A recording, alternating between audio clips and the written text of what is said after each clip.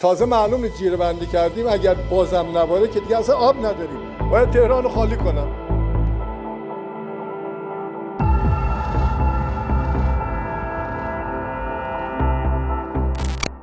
Kalau kamu tinggal di Teheran, apa kamu siap meninggalkan kota tempatmu dilahirkan?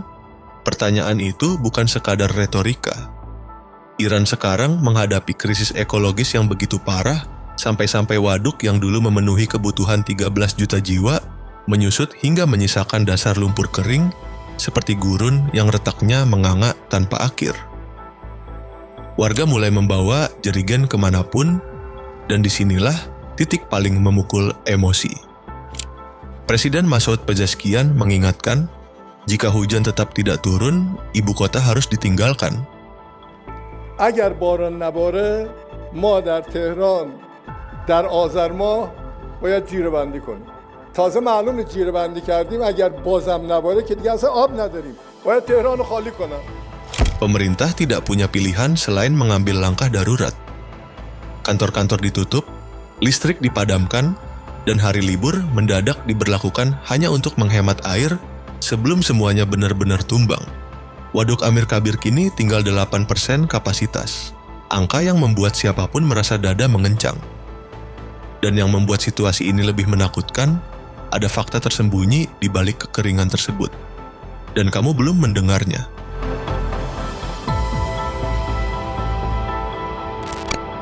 Sulit membayangkan betapa besarnya krisis air Iran sampai kamu melihatnya dari luar angkasa. Citra satelit menunjukkan betapa danau dan waduk utama di negeri itu menyusut drastis dibanding tahun sebelumnya hingga bentuk garis pantainya berubah seperti peta yang terhapus perlahan. Dari Danau Urmia yang semakin menampakkan dasar garam putihnya hingga bendungan Lar, Latian, Amir Kabir, Sefit Rud, Rutbal, Daneshman, dan Fariman, semuanya menurun bersamaan, dalam, dan mengkhawatirkan. Untuk pertama kalinya dalam beberapa dekade, Iran mengalami 5 tahun berturut-turut tanpa musim hujan yang mampu memulihkan cadangan air permukaan, penyangga hidup jutaan orang. Bendungan Lar dan Latian, 2 sumber air minum utama Teheran, mengalami penyusutan paling menyakitkan. Lereng yang dulu terendam kini mengering dan retak. Sementara itu, di Amir Kabir, waduk andalan ibu kota untuk air minum sekaligus listrik, kapasitas hanya tersisa sekitar 8%. Bahkan di Provinsi Hormozgan, sejumlah waduk benar-benar kosong, menyisakan tanah liat keras yang mengingatkan kita pada dasar danau yang sudah mati. Dengan lebih dari setengah kapasitas waduk nasional menghilang, Iran sekarang benar-benar bergantung pada cadangan air yang berada di titik kritis.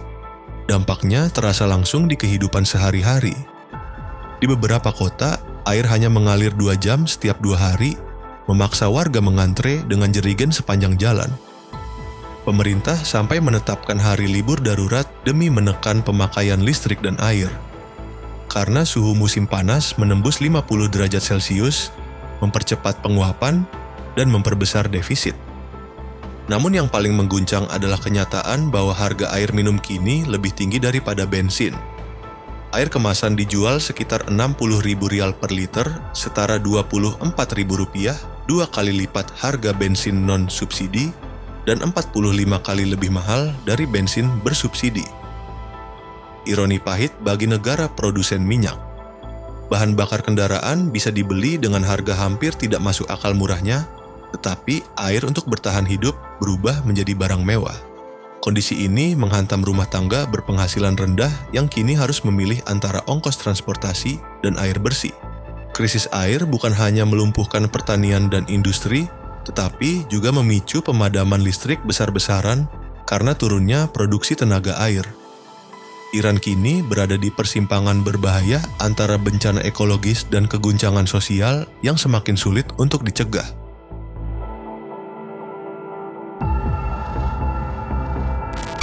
Kekeringan parah yang melanda Iran bukan kejadian tiba-tiba seperti bencana alam yang datang tanpa tanda. Ada 2 penyebab besar yang saling mengunci, perubahan iklim global dan kebijakan dalam negeri yang salah langkah selama bertahun-tahun.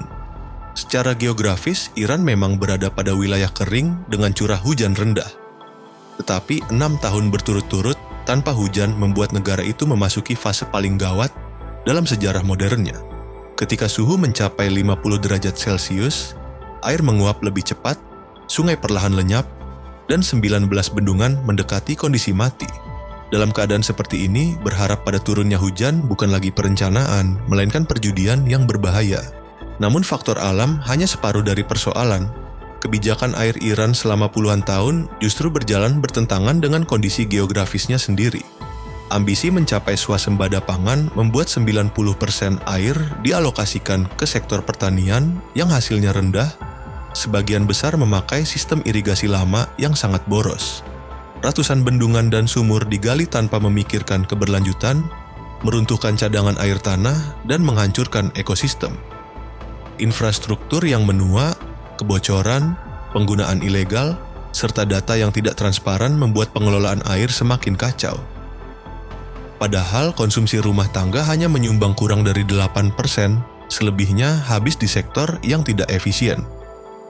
Gabungan perubahan iklim yang semakin liar dan tata kelola yang rapuh, inilah yang menempatkan Iran, khususnya Teheran, pada situasi bangkrut air.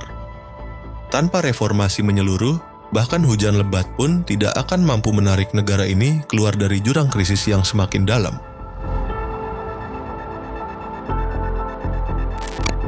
Setelah lapisan penyebabnya terkuak dari perubahan iklim hingga buruknya pengelolaan, Iran kini berada pada fase paling menegangkan, mencari cara agar negara ini tidak runtuh karena kehabisan air. Waktu menjadi musuh terbesar. Ketika awan tidak lagi membawa janji, pemerintah mengambil pendekatan yang mungkin paling cepat ditempuh. Iran mulai mengandalkan penyemaian awan, sebuah metode yang semakin sering dipakai seiring keringnya atmosfer. Sejak 15 November 2025, pesawat militer menyebarkan bahan kimia seperti perak iodida untuk memicu presipitasi. Hasilnya langsung terasa. Wilayah barat dihantam hujan deras dan bahkan memicu banjir. Meski kontroversial, bagi pemerintah inilah bukti bahwa teknologi masih bisa memaksa langit, meski hanya bersifat sementara. Tetapi Iran sadar metode itu bukan penyelamat jangka panjang. Maka negara tersebut meluncurkan proyek yang dianggap paling monumental dalam sejarah pengelolaan airnya. Pabrik desalinasi bertenaga nuklir pertama yang ditargetkan beroperasi Maret tahun depan. Berlokasi di Bushehr, berdampingan dengan pembangkit listrik tenaga nuklir Iran, fasilitas itu dirancang memproduksi hingga 70.000 meter kubik air setiap hari dengan memanfaatkan panas atau listrik dari reaktor untuk mengubah air Teluk Persia menjadi air layak minum. Di titik ini terlihat jelas perubahan orientasi besar. Teknologi nuklir tidak lagi dirangkaikan hanya dengan geopolitik dan ancaman keamanan, melainkan digeser menjadi alat bertahan hidup. Iran berharap model desalinasi berbasis nuklir bisa diperbanyak dan suatu hari menjadi pilar pasokan air bagi kota-kota besar.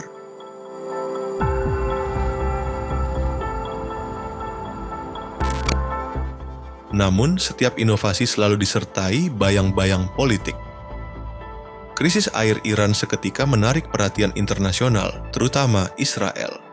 Perdana Menteri Benjamin Netanyahu menyindir bahwa Israel merupakan pemimpin dunia dalam teknologi desalinasi dan siap membantu Iran dengan teknologi modern, sebuah pernyataan yang jelas, syarat sentilan sekaligus mengungkap ironi yang menyakitkan. Israel mengoperasikan lebih dari 5 fasilitas desalinasi berskala raksasa dan mampu mendaur ulang sekitar 85% air limbahnya menjadi air bersih, persentase tertinggi di dunia. Di sisi lain, Iran hanya memiliki sejumlah pabrik kecil dan masih bergantung pada waduk yang kini satu persatu mengering. Sindiran dari Israel menunjukkan betapa lebar jurang teknologi antara kedua negara. Walaupun Iran menguasai tenaga nuklir, akses menuju teknologi desalinasi modern yang sangat dibutuhkan untuk produksi air massal tetap terkunci. Dan pada titik inilah geopolitik mulai menghambat upaya penyelamatan lingkungan. Salah satu batu sandungan terbesar bagi Iran adalah sanksi internasional, terutama dari Amerika Serikat dan Eropa. Pembatasan tersebut membuat Iran tidak bisa membeli pompa berdaya tinggi, membran reverse osmosis, sensor pemantauan waduk, atau sistem perbaikan pipa industri. Akibatnya, negara ini terjebak dengan infrastruktur air berusia puluhan tahun, bocor, boros energi, dan tidak efisien. Bahkan teknologi drone yang dapat digunakan untuk memetakan air tanah sulit diakses.